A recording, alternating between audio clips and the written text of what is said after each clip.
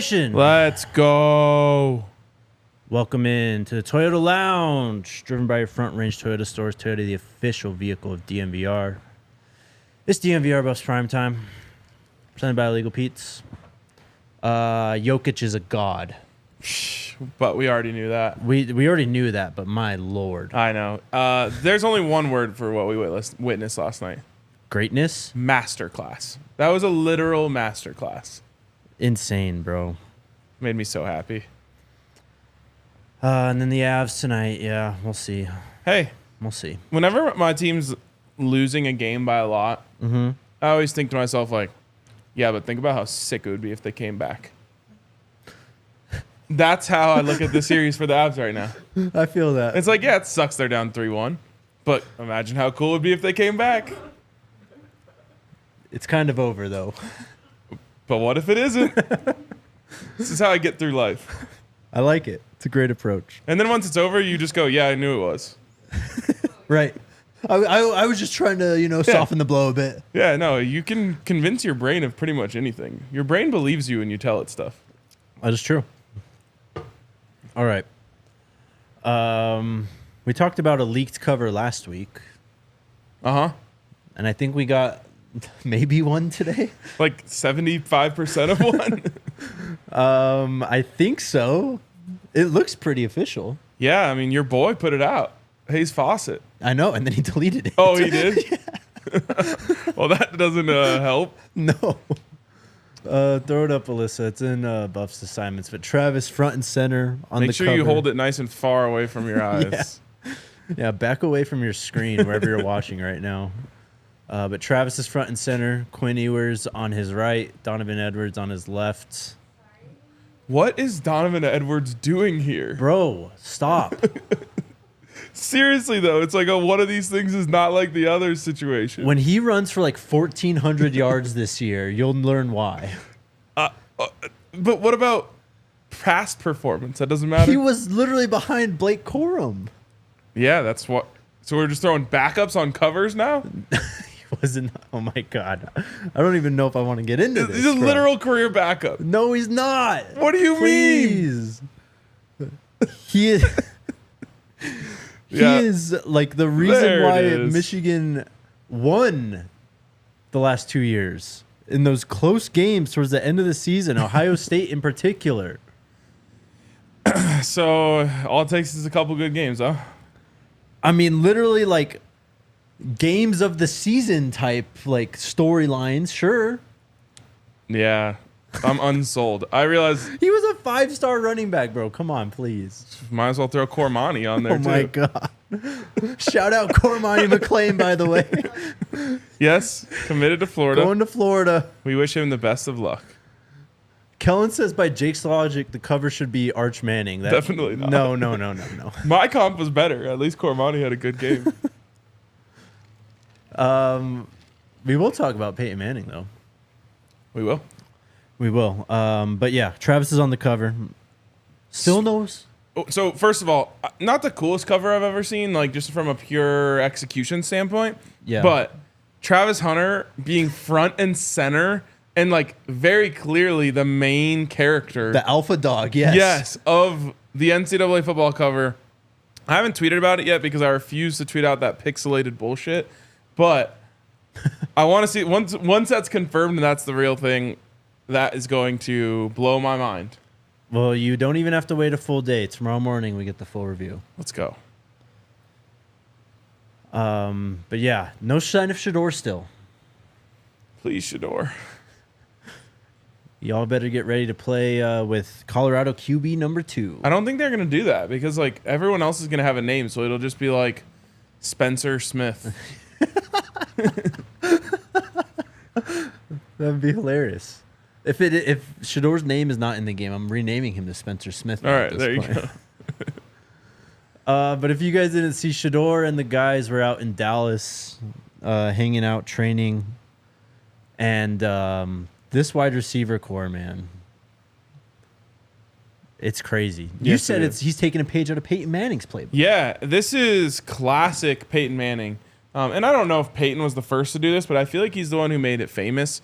For those of you who don't know, And I obviously only really became privy to it when he came to the Broncos. Yeah. But Peyton Manning used to have like Manning camp, not the one that high school players go to, Right. but the one for his receivers. And he would, the most famous one was they would go down to Duke University, Duke University, where David Cutcliffe. Yes, David Cutcliffe was his old quarterbacks coach, and so they would go down there, literally like stay in the dorms by the practice field, and go get work in every day. And look, obviously you can get work in at home. You can. They could be back here in Colorado throwing on the practice fields today. But there's a different level of camaraderie that becomes unlocked when you go together. And there's just nothing that can compare to that. If you've ever gone on a trip with a group of people, and maybe not like people that you were the closest with going into it. And I think these guys are all decently close, but some of them are just starting to get to know each other. They're just showing up. Yeah. And so if you've ever done something like that, you leave with like a special bond. And I think that's where this is coming out of the Peyton Manning playbook. It's like, I remember he's down there with Wes Welker and Eric Decker, Demaryius Thomas. And I think there's like, they played like a classic prank on Demaryius where they made it seem like he had to pay for everyone's stuff, which is hilarious. But like, you go down there not to just throw. The throwing and getting the work in is great. And, you got Daryl out there helping those guys work from Select QB. But it's really about the bonding that you get. We saw them all hanging out by the pool yesterday and just like building real friendships. When you're on a team and like you're just doing the classic routine of breakfast, meeting, practice, locker room, meeting, go home, sometimes you don't build real relationships with everyone. And it's easy to just be in that mode and kind of do your own thing. And I think it's like Tyler Brown who told us like he just usually just goes home. This is like one of those things where you can't just like go home.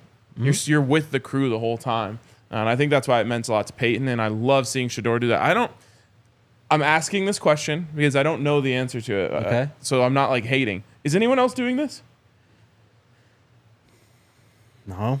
I've never seen it in college. Again, I don't pay that much attention to other programs and what they're doing, but I've never seen anyone do this in college. And I think it's really, really cool.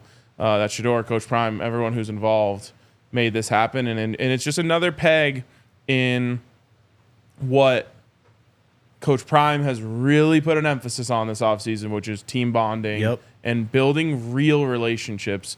And we've heard a bunch of guys sit up here on this set and tell us there's something different about being out there and when you feel like you're out of gas, but you look next to you and that's your brother and you can't let him down. Very different than when it's just another guy. I mean, they're basically going to like in high school, you go to like a camp or something during the summer, like a 7-on-7 camp or something. And it's just, those are like the memories that you remember from like when you used to play or like, back in the day is like when you would go hang out with your brothers, still playing football, but you're just away from the environment that you're so used to. But there's just always a different feeling about that. Totally. I got to go overseas with a group of 50 people. And like just last week, someone that I hadn't seen since that trip, which was my sophomore year of college, hit me up on Instagram and was like, hey, I moved to Denver. Me and my husband would love to come by your bar for the Avs game tonight. Or maybe it was a Nuggets game. I don't remember. But they came down and like, it was like, just seeing an old friend. Like there's just a different type of thing when you get to go on like a trip with someone and spend real time with them. But then this is just like who Shedeur is too. Like people, the narrative around Shedeur, and he said it when we talked to him after the spring game. He feels like, social media in particular doesn't really represent him and what he's actually about. But this is a guy who's learned under Tom Brady. He's learned from Tom Brady. He's already treating himself and carrying himself like a pro, and he's forcing his teammates to come along with that. And that's going to pay dividends once we hit September, October, November. People are chiming in terms of is anyone else doing this? I guess Kylan Drones, who also works with Daryl at Select QB, is also out there with those guys and a couple of his receivers too. So maybe Coach Daryl is the secret weapon then. The glue. Yeah. I was just thinking like future buffs. That's fair. But yeah, we're gonna rank the top 5 or predict the top 5 wide receivers for this year. Did you see Cordell Russell out there? I know we've talked about him, and it's like, yeah, this guy's massive, and he's got speed, and he was a 4-star. He is so big, dude. Like, I don't know. Sometimes you just take for granted like where the nickname Baby T.O. came from, right? And then you see him out there, and you're like, oh, Baby T.O. might be slighting him. Yes, like super well. T.O. clone. Yeah, exactly. T.O. 2.0. Yeah. But yeah, I mean, all of those guys just look awesome out there. I honestly continue to be impressed by Caleb Mathis's footwork. Yep. So smooth with it. He's a coach's son, man. Yep. I mean, people are going to be, nepotism, blah, blah, blah. But when you're a coach's son, you learn football at an accelerated rate, and you're able to pick up more. And you learn the little things like footwork, which are so important. One false step can ruin a whole play, whether that's from the offensive or the defensive side. From a defensive back, one half step, one false step can be the difference between an interception and a touchdown. On offense, it can be the difference between, taking that screen to the house and it getting blown up behind the line. And when you are in that environment and you learn that stuff at a young age, you just start to master it. And to me, I really think, we joke a lot about who's getting slept on because if we don't talk about someone for 15 seconds, we're sleeping on them. Yeah. I actually think Caleb Mathis is being slept on. I agree. He's gonna show up this year in a big spot. Yep. All right. Well, the Buffs are building it brick by brick. You know who else does it brick by brick? Who's that? Lavello Construction. Yeah. Yes, sir. They specialize in all things roofs, gutters, siding, and painting for your home here on the Front Range. And as we learned, the Front Range is maybe bigger or smaller than you would think. I think it's bigger than most people think. Okay. Well, Neely was talking about a whole mountain range. Well, it kind of is. It is, but it's also like the cities and stuff. It's like too. the metro areas that exist on the front edge of the mountains. It is hail season. If you need a roof taken care of, hit up our friends over at Lavello. They bring experience, precision, and a winning spirit to restoring your home's exterior to better than it was before. With Lavello Construction by your side, you can rest easy knowing that seasoned professionals are championing your cause. Let them help you rebuild and restore your home with confidence. Don't wait. Reach out to Lavello Construction today by scanning the QR code below or call 303-578-8551 and tackle those claims together. Sco Buffs. Quick note on Lavello Construction. We just talked about bonding experiences, right? Oh, yeah. Where you experience something with someone and you feel forever connected to them. Mm-hmm.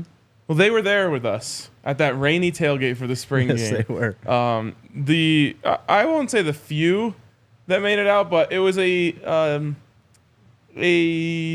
smaller crowd than we expected. Mm-hmm. But Lavello Construction was out there with us in their rain gear on, hanging out, chatting it up, enjoying the one little taste of football we got during the spring. So I'll always feel connected to them for that. Also, shout out to our friends over at Bet365. If you've been betting if you bet the Nuggets to win the series when they were down 2-0, you're probably feeling pretty great right now. They also had an early money line cash out last night. They got up by 15. There you go. Love to see it. And they won by 15. Yep. On a night that 15 did as only 15 can do. Dominate. Yes. But Bet365 has so many great offers like that, early payouts. And also, right now, you can get the bet and get offer. Place a bet of $5 or more and get $150 in bonus bets. It's a great way to get your account started. Get $150 in bonus bets. That is 6 $25 bonus bets, I believe. And you can kind of just figure out what you like. Are you a same game parlay type of person? Are you a futures type of person? Do you just like taking a straight money line, underdogs, whatever it is? It's kind of fun to experiment if you're just getting started in the sports betting space. So hit up our friends over at Bet365. Of course, you must be 21 or older and physically located in Colorado. Please gamble responsibly. If you or someone you know has a gambling problem and wants help, call or text 1-800-GAMBLER. That's 1-800-GAMBLER. All right, so I said it. We're doing the top 5 today on this receiving core. We've talked a lot about this receiving core. We're gonna continue to talk a lot about it. But now we have some some data to look back on with the spring. Where do you want to start? Do we want to go 5-1 or 1-5? I want to start by saying we don't control the colors of this graphic. Yes, please. There's the colors of the brand, not up to us. Let's go. Oh man, it always feels so hard to go 5-1, but I feel like going 5-1 is more exciting. I agree. Do you know where you would go for number 5? So now I have to like reverse engineer it in my head. Well, yeah, let's talk it out. I mean, you've got Travis. Now you're just doing it 1-5. No, I'm not. No, I'm not. I'm just listing the wide receivers. All right, just list them all. All right, fine. Then I'll go out of order. We'll go Jimmy Horn. There you go. Caleb Mathis. Okay. Omari and Miller, Will Shepard, LaJohte Wester, Cordell Russell. Oh my God, how are we gonna only pick 5? That's what I'm saying. Travis Hunter. Who am I forgetting? There's Draylon Miller. Cam Michael. Yep. Oh gosh. Okay. So let me just 1, 2, 3. Is 5 Jimmy Horn? So for me, it's a clear top 3. I think so too. Jimmy, Omarion. I guess you could throw Russell in there as well as Draylon and Caleb are fighting for the next 2. Yeah. I mean, Jimmy was on the field a lot during the spring. He was. He's already got that established relationship. Terrell Timmons, I guess you could throw out there too. Are we going to get yelled at if we put Jimmy at 5? He is number 5. 5 for 5. Is that what you think? Because it's what I think. Yes. We could revise this too. Like once we have it all laid out, we could move someone up and down. Sure. Let's put Jimmy Horn Jr. at number 5. Okay. And staying with the numbers for numbers theory, I would put Omari and Miller at number 4. I agree. I think that this one, Omari could land anywhere on this list, and it wouldn't surprise me. He is the ultimate wild card. Mm-hmm. But I think he's like you said, it feels like there's a clear top 3. And these 2, to me, feel like the strongest candidates to be the next 2. I would have no issue with flipping them. Mm-hmm. But I do like the number synergy. It's not bad. Omarion, I feel like, is kind of being slept on in terms of nationally, too. Like, people saw him blow up in that USC game, and then they just, like, kind of forgot about him. And it makes sense. He didn't really do too much after that. But I see all these, like, articles and stuff. It's like, second-year wide receivers primed to break out, and, you know, low-list Zachariah Branch and all these guys. But I never see Omari Miller on there. Interesting. I wonder if it's just because of this. Like, there's so many. There's so many. And to be honest, like, trying to guess this right now is kind of a fool's errand. Yep. They could go out there week 1 against North Dakota State, and Omari Miller could have 212 yards and 4 touchdowns. Mm-hmm. Yep. And we'd be like, wait, is he wide receiver 1? And have to revise this whole thing. Yep. Number 3. Who are you going with? This is so hard. It's very difficult. All 3 of these guys are also number 1 to me. I agree. Like, you can make a case for all of them 1. You can make a case for all of them 3. I have a tiebreaker in my head. Yeah. That's giving me what I think is going to be number 1 for me. Okay. And I have no idea how to break the tie between the next 2. I guess, I'll just go to my tried and true. I'll break ties off of vibes. I would go Will Shepard here. Okay. But Will Shepard could easily be number 1. I think I'd put Travis here. See, okay, so now we got to open up the Pandora's box here. For me, I was just going to say I'm going to let the tiebreaker be talent. Okay. And I don't know, that's for number 1. Mm-hmm. Travis Hunter's the most talented player here. Of course. And if you went back and prorated his stats from last year and across the games that he missed, yeah, he would have led the team in receiving yards. Definitely.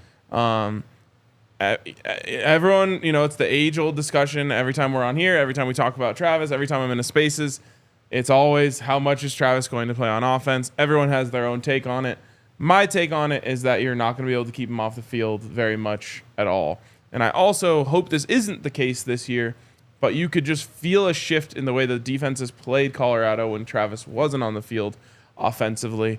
So I don't know. I don't know where we're supposed to go from here, because you've got Travis number 3. I've got Travis number 1. And look, I completely get it. He led the team in receptions in the spring game. I mean, the connection that Shedeur is able to build with a lot of receivers is very evident, and you see it coming with LeJohntay already too in the spring game. But that connection he has with Travis is like, I mean, that goes beyond brotherhood. Like, they're almost blood at this point. You know what I mean? Like, yes. They know exactly what each other's thinking. They know how each other's going to react and approach the game. And Travis is just able, just strictly speaking from a skill standpoint, he can do everything, all 3 levels. Like, he can work the intermediate. How many times did you see Shedeur just hit Travis on a quick curl last year? So many.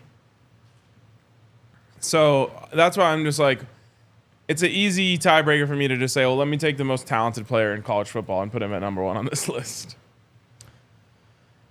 All right. I feel like you kind of just talked yourself into it. Yeah. So Will Shepherd? Well, did you want to make a case for him at 2 or no?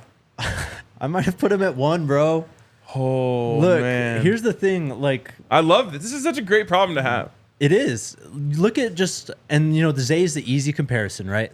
Yes. Look at how he was able to come in late, and he was able to build that chemistry, but it was because Zay was he was ready. Like, if he had better quarterback play at USF, like, his draft stock is through the roof at this point.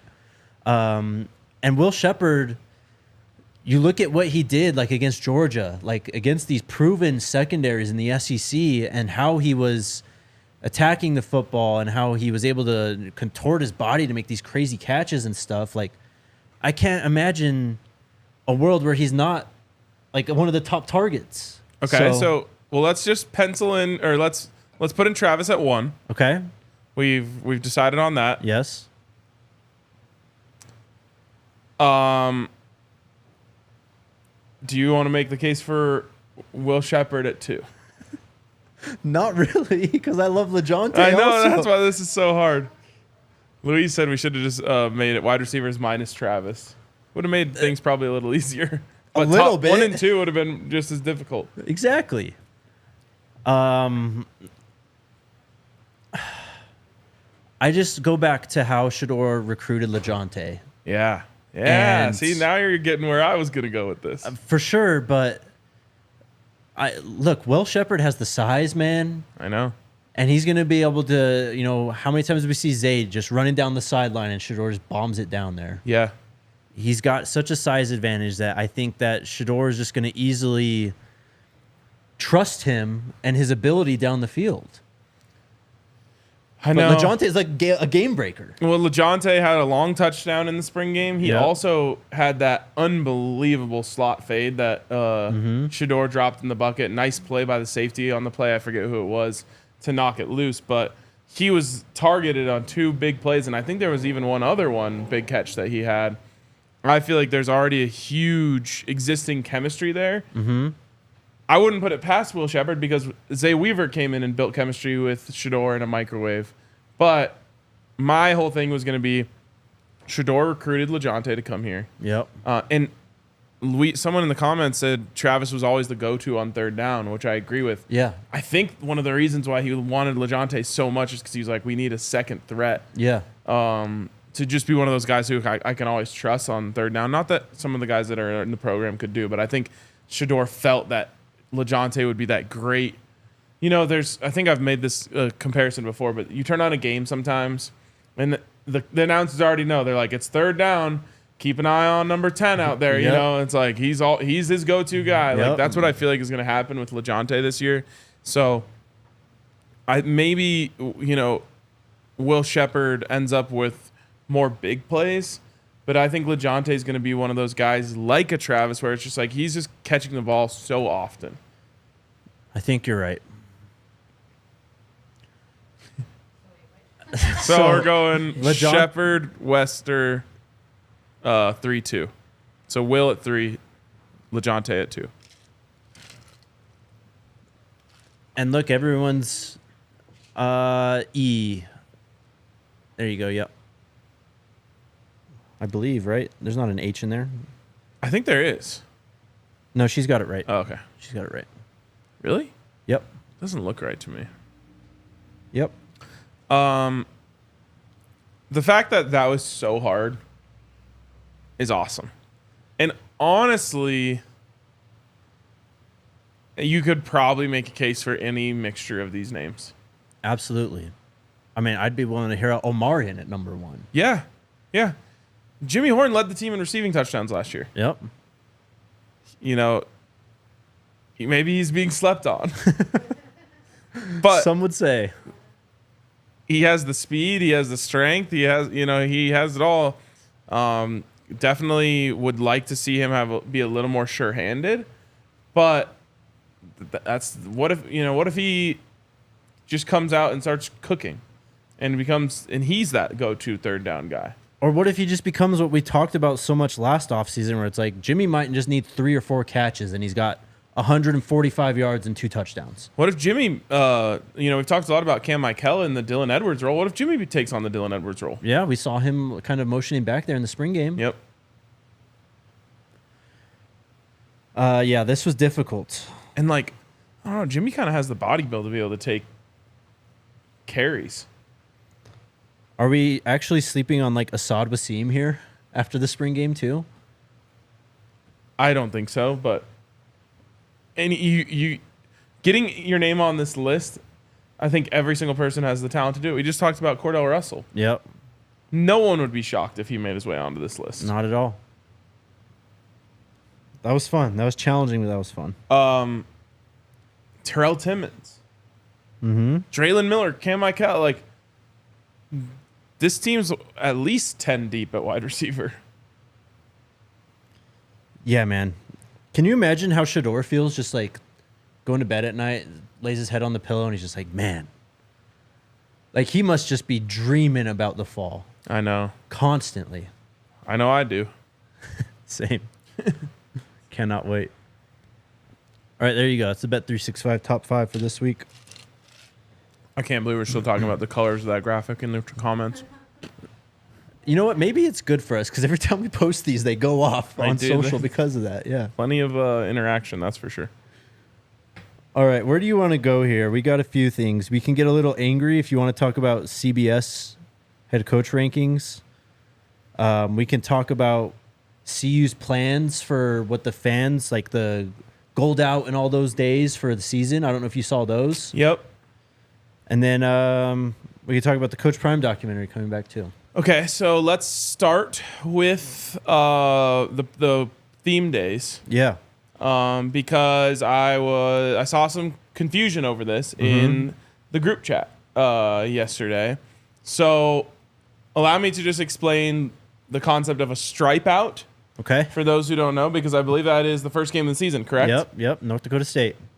CU is going to release a map ahead of that game with a color-coded section-by-section map of what you should wear. So it's going to be odd sections wear white, even sections wear black. And the goal is to get the entire stadium alternating. Mm-hmm. And if we nail it, it'll be really, really cool.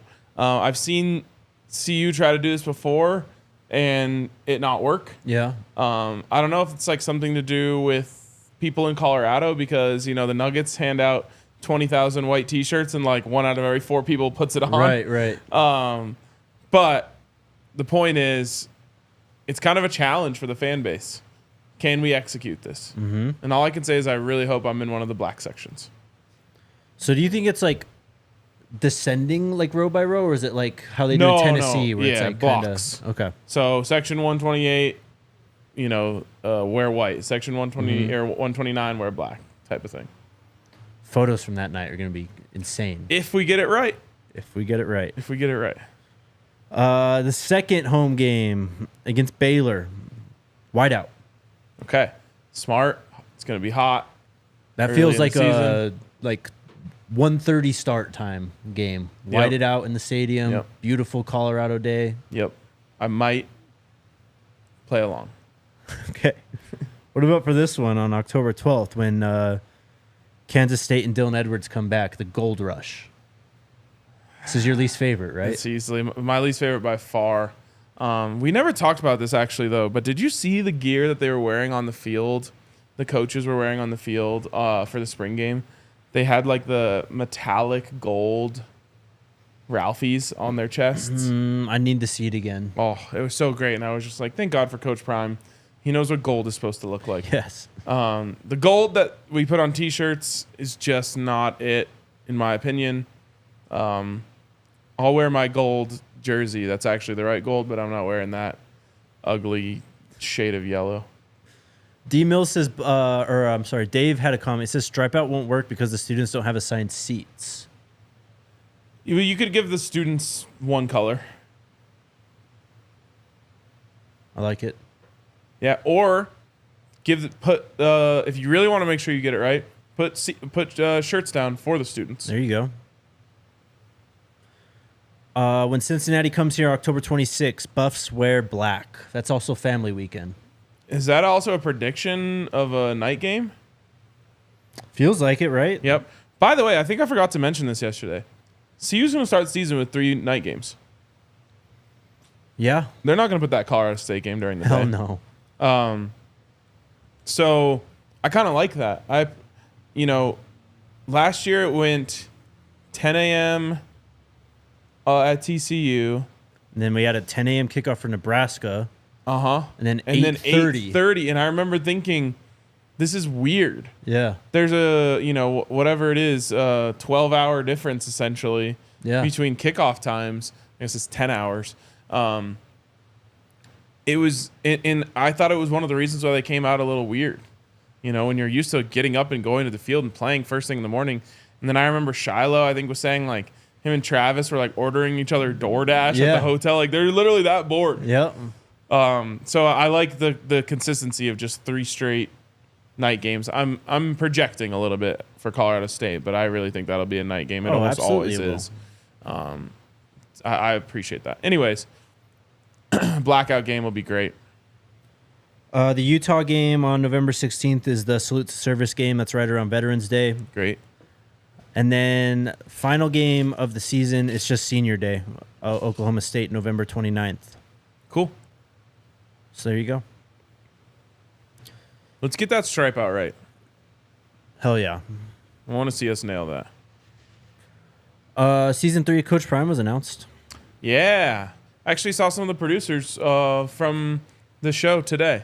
Oh, nice. Because I went to the Gondola Sports Summit. Yeah, how was that? Really, really cool event. Jared, who started Gondola and also another company called Fresh Tape Media, is just an awesome person. Feels like he knows every single person who works in sports. It's unbelievable the type of networker he is. Mm-hmm. So for him to bring everyone together was really, really cool. It's going on tonight as well and tomorrow, so I'll be there tomorrow morning too. But super cool event, and got to see some of the people from the Coach Prime doc there. And Buff's creative people were there too, right? Yeah, Buff's creative were all there. Snelson, Lexi, all of those guys. Paul, Tyler. So yeah, it's cool to just be around that many people who all work in sports. Yep. Also, I got to shoot the airless basketball. How was that? Pretty cool. So like feel wise. So feel was odd, and I realized just like how much our senses all work together. Yeah. One of the things that you get used to when you're dribbling a basketball is the sound it makes. Yes. And you kind of like react to the sound like without, because like trying to dribble without looking at it. Like a metronome. So you're using the sound as like it's kind of telling you what's. Well, it doesn't make any sound. It's like a silencer on a basketball. That's crazy. It's so weird. And so you don't get that feedback. Mm-hmm. And then it doesn't bounce quite as much. I think if that's the one thing they got to fix on it, needs to be a little bit bouncier. Uh-huh. But from a shooting perspective, I didn't feel any difference. So like weight wise, it's like a basketball then? Yes, the weight, but isn't it weird that it has holes all in it and it flies the same when you shoot it? Yeah, there's some aerodynamic science going on there. Crazy science going on there. But like you would expect that when you shoot that there would be air resistance because there's holes in it. Right. The same way like you throw a wiffle ball. Yeah, exactly. And it like curves and like does weird stuff. No, this thing flies perfectly. I was 2 for 3 shooting it. That basketball is worth like thousands of dollars.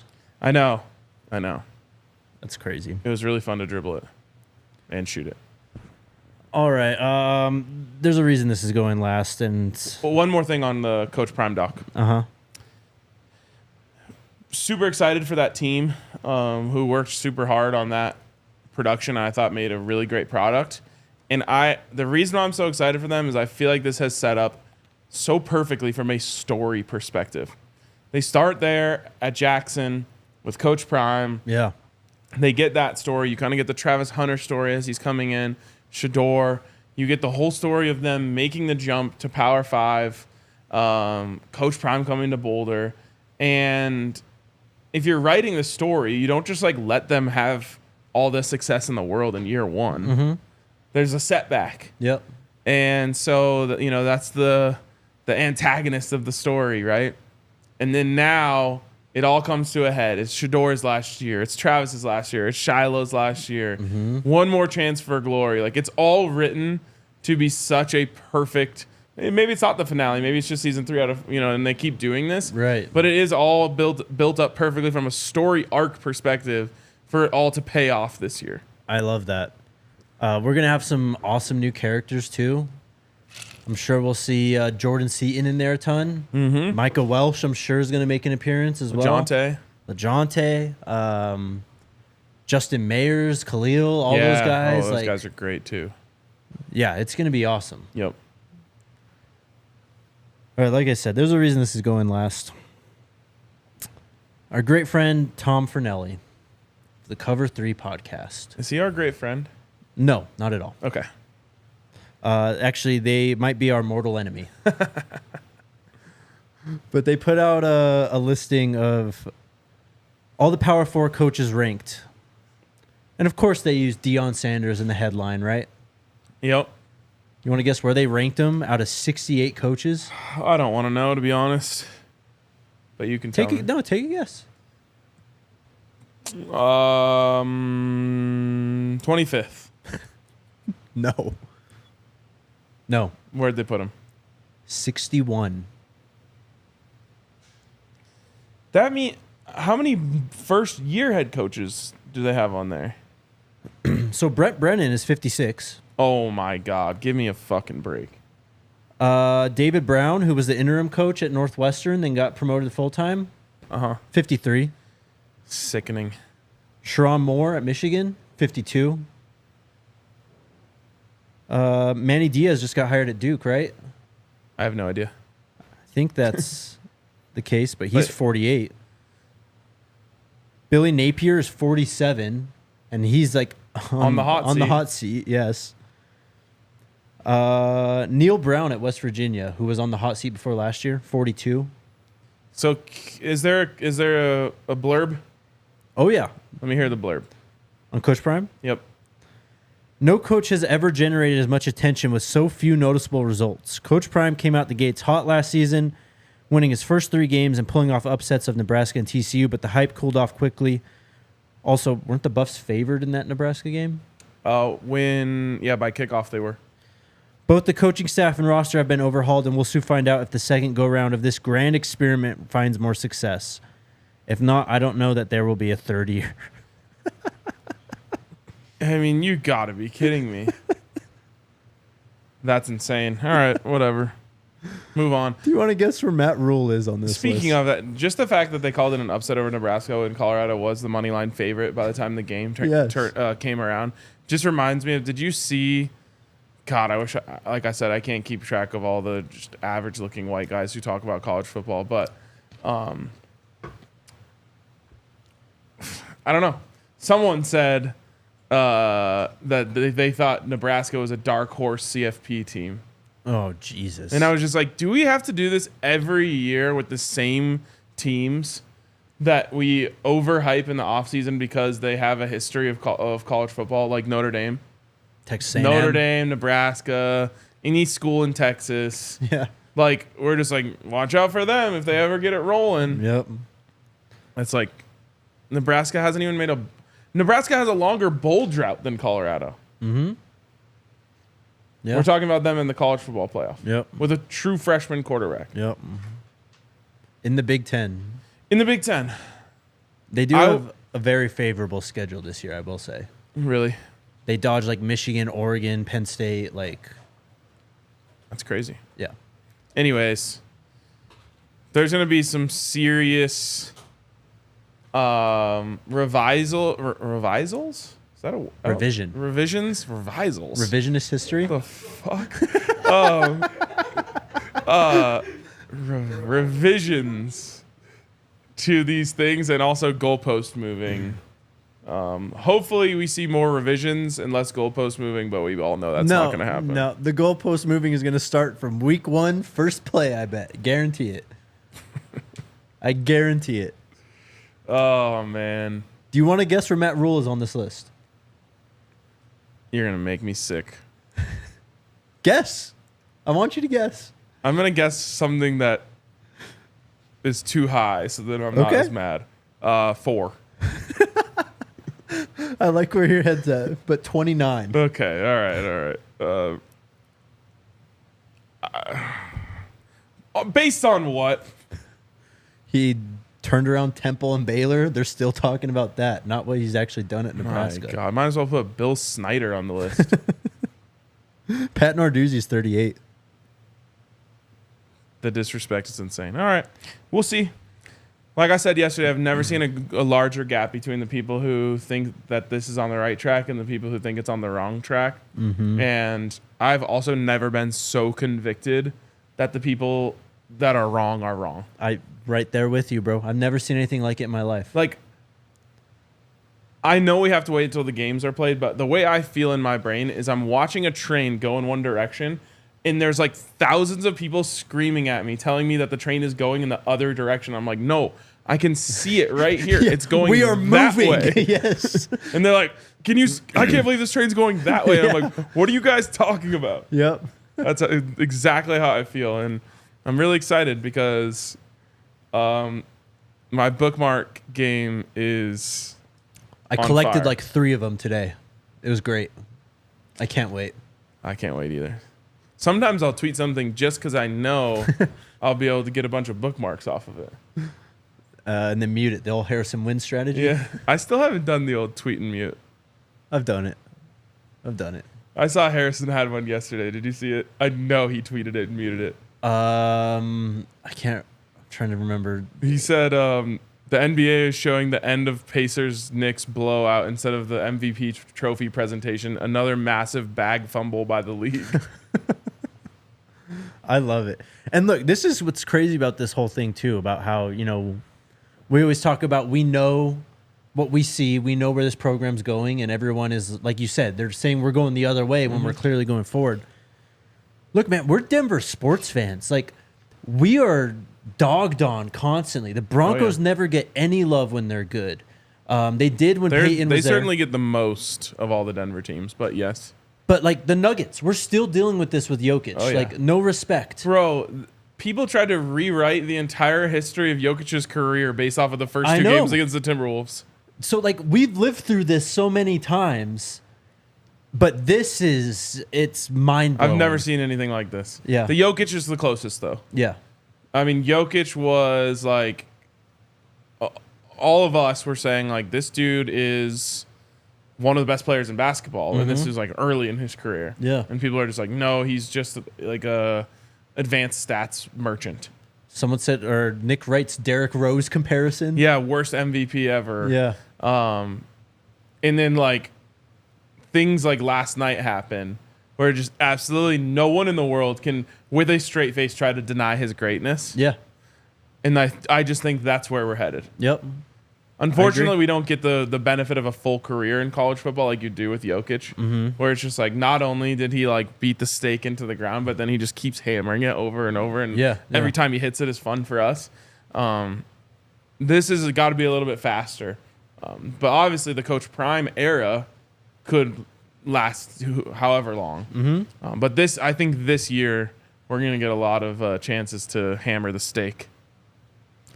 Yep. So this summer, I'm just kind of chilling on this stuff. I'm just bookmarking and saving. Oh, yeah. Oh, yeah. All right, get your questions in the chat. To the Toyota chat we go. What do we got?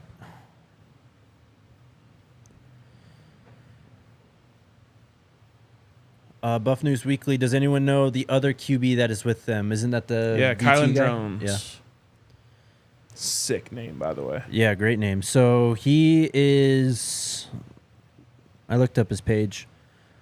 He was a 2021 recruit committed to Baylor. Boo.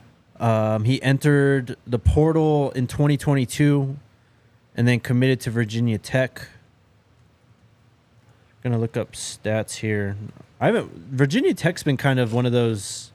They were always one of those teams I liked watching like 10 years ago or so, but now they've just kind of fallen off a bit. Who's that?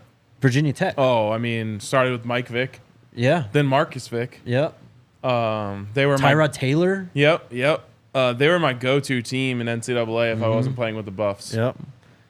So last year at Virginia Tech, Drones had 58% completion, 2,085 yards, 17 touchdowns, 3 interceptions. What about rushing yards? 818 rushing yards, Yeah. 5 touchdowns. Yeah, I thought I remember watching one of their games and he was scooting around. Eric asks, if you were a defensive coordinator and trying to stop Colorado's offense, what would you try to stop, the run or the pass? Big 12 DCs are going to lose sleep this season. I'll be honest, I don't think they are. And the reason is I think Colorado's going to have to earn respect in the run game. For sure. So to answer your question, it's absolutely pass. Mm-hmm. But that's where the fun comes in if Colorado can run the ball. If they start pushing people around, it's over. I 100% agree, bro. Like, we talk about so much. I don't know if we've yet talked about the fact that, like, if Colorado can be a great running team, which is it's a massive, they were legitimately abysmal at it last year. Mm-hmm. But great could be the thing that makes them a college football playoff contender. Yep, absolutely. And so that's the exciting part, but I don't think teams are going to respect that until they have to.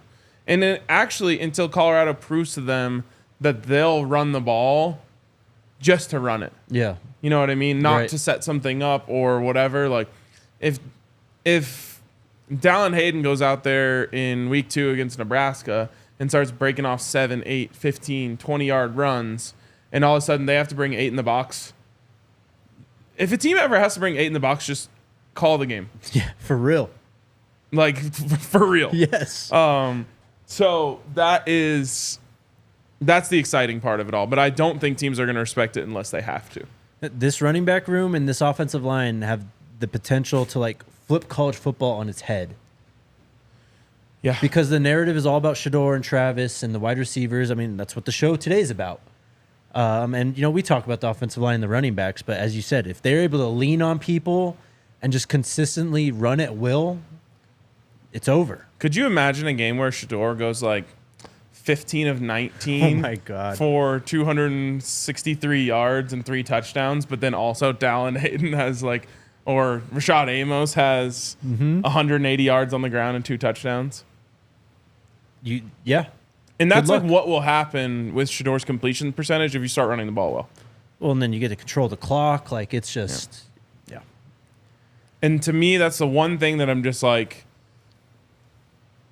I can't really make any predictions about it until I see it. Mm-hmm. I already know that Shedeur is elite with a trash offensive line in front of him. Yeah. So I already know that he's going to be elite. Yep. And even better than he was last year with a good, or even if you just tell me they're one notch better than last year, which I think they're several more. But I already know, okay, that just means Shedeur is going to be fantastic. Yep. The running game is just a full mystery. Mm-hmm. It could be the story of this team. It will be the story of this team, honestly. Can you imagine like Tyler Brown just starts moving fools? Oh, yeah. Oh, yeah. Yeah, we have Daniel Jeremiah breaking down like Tyler Brown and Justin Mayers like after the season. Like, these guards were the reason why Colorado. Yeah. I can hear Baldy. Oh, yeah. Albert asks, how do I get a hat like yours shipped to Canada, or where can I buy one? 10th and Uni. You can go to Boulder, or you can shop online. It's spelled out, right? Yeah, 10th spelled out. And Uni. Yep. Asia, what's your score prediction for the Nebraska game? Do you think it'll be close, 3 points or 7-point difference, or a blowout with CU winning?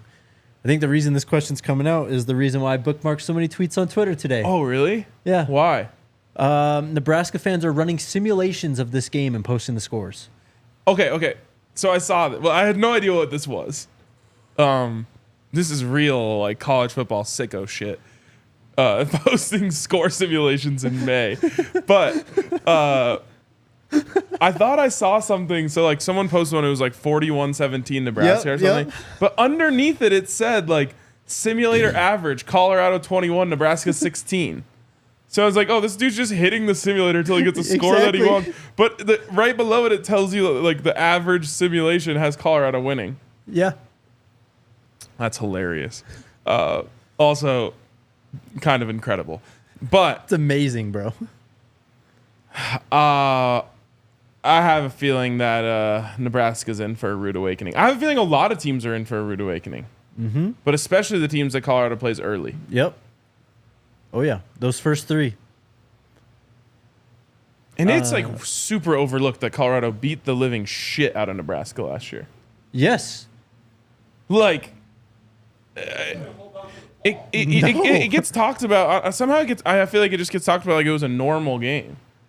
Yeah, I feel like when people talk about the game, they try and make it sound like this was a game in the second half, when in reality, Colorado completely dominated the second half. It was close in the first half while Colorado's finding their footing. It took Shedeur a second to figure out Nebraska's defense because they were doing a lot of like simulated pressures and A lot of zone, yeah. Yeah, like they're dropping 8 quite a bit. And it took him a second to figure it out, kind of like sometimes it takes Nikola Jokic a second to figure out the defense. And then as soon as he got it, like that deep over to Travs Dawson. Yep. He had another long one, I want to say to Zay. Oh, the one to Travis where he ran scrambled out of the pocket and then threw it like down the sidelines to Travis. Like once he got going, it was over. Anyways, that should be taken into account. I realize that they have a new quarterback. Should be. We'll see. The Cam interception too, I think, really flipped that game. Oh yeah, that was a beauty. Eddie asks, is Jimmy the fastest player on the team now? I'd throw Cam Michael in there. I'm trying to think who else would be mentioned in that conversation. Terrell Timmons has been brought up as a guy. LeJonte. And I'll throw Travis in there too. Yeah, I think I almost wonder if Travis thinks that like these like 40 races are below him. Yeah. Because we never really see like him in the mix, and I'm like, I think he's in that mix. Yeah, definitely. Definitely. But it's also the twitchiness that makes him different rather than the straight line speed. Richie asks, how do you guys feel about us scheduling non-conference games with Oregon? There's a rivalry between the fans, and I feel like it can become a good rivalry. Sure. I mean, a home and home would be super sick. So just for conversation's sake, this is why a lot of people were kind of over the Colorado State thing. Because basically if you have this Colorado State series, there goes one every year. You only get 3 now. It used to be you got 4. You only get 3 now. Yep. You want to have a nice, easy opener. Most teams do. So there's 2, and then it's like you only have room for one other one. You can't really schedule another series if you're going to do the Colorado State series. Now there's a break in the Colorado State series. I forget how long or if they've even rescheduled it. I want to say like till 2028. It's a long time. So now you can do stuff like this, but you don't want to do too much. Like I don't want to see Brandon Hood being mentioned in the speed competition. Yeah. Personally, I don't want to see us play Nebraska and Oregon in the same non-conference schedule. But there's a big break in the Nebraska series as well after this, so you're kind of open. Well, and also, I mean, non-conferences. This is a lot of stuff scheduled out a long time, man. Yeah, I know. Like there's a home and home. I think with Florida coming up at the end of the 2020s. There's Northwestern maybe. I think they're in there. Missouri, I see right here. SMU.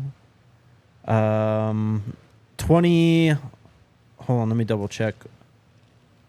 2029 is the next time Colorado State is on the schedule, and that's when Florida also comes to Boulder. It's fun. Yeah. Nicholas asks, when will you know about open practices? One day before there's an open practice. Yeah. If there's ever an open practice. Yes. Joe asking what special teams looking like. We didn't really get a great look at special teams in the spring game, just obviously with the rain and just the way that practices is ran. Oh, yeah, there's a Georgia Tech series coming. Yep. Mata, of course, is that dude. Mate is that dude. Mm-hmm.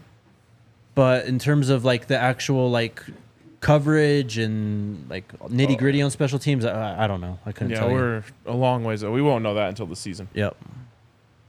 But all the positions are kind of solidified. Hmm? Jace is doing kickoffs. Yep. Mata's going to be your kicker, and Mate's going to be your punter. And then Jimmy was returning kicks, right, in the spring game? Yeah. I love that. Lamar with the super chat. The Ryan Staub disrespect has to stop. QB1 2025.